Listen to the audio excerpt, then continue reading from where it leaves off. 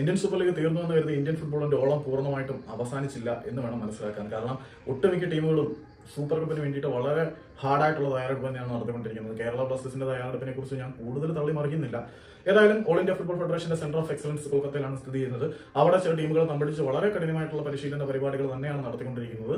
East Bengal F സിയും Chennai F സിയും അവിടെയാണ് പരിശീലനം നടത്തിക്കൊണ്ടിരിക്കുന്നത്. കഴിഞ്ഞ ദിവസം രണ്ട് ടീമുകളും അവരുടെ ബെസ്റ്റ് പോസിബിൾ 11 തന്നെ കളിക്കളത്തിൽ ഇറക്കിക്കൊണ്ട്, അതായത് വിദേശ താരങ്ങളെല്ലാം ഉൾപ്പെടെയുള്ളവരെ അണിനിരത്തിക്കൊണ്ട് തങ്ങളാൽ ഇറക്കാൻ കഴിയുന്നതിന്റെ ഏറ്റവും മികച്ച ടീമുകളെ ഇറക്കി രണ്ട് ടീമുകൾ തമ്മിൽ ഏറ്റുമുട്ടി. ചെന്നൈ എഫ് സിയും ഈസ്റ്റ് ബംഗാളും തമ്മിലായിരുന്നു ആ ഒരു പോരാട്ടം. ആ ഒരു പോരാട്ടത്തിൽ ഏകപക്ഷീയമായ ഒരു ഗോളിന് Chennai F C east Bengal പരാജയപ്പെടുത്തി. ഈസ്റ്റ് ബംഗാളിന് വേണ്ടി മത്സരത്തിൽ ഏകപക്ഷീയമായിട്ടുള്ള ഒരേ ഒരു ഗോൾ നേടിയത് നമ്മുടെ അൻവർ അലിയാണ്.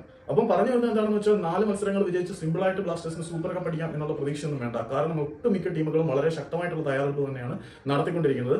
ഏതായാലും ഈസ്റ്റ് ബംഗാളും ചെന്നൈ എഫ് സിയും തങ്ങളുടെ ബെസ്റ്റ് പോസിബിൾ 11 തന്നെ ഫീൽഡിൽ ഇറക്കി പരിശീലനം നടത്തി അല്ലെങ്കിൽ സന്നാഹ മത്സരം കളിച്ചു എന്ന് പറഞ്ഞാൽ അതൊരു ചെറിയ കാര്യമല്ല.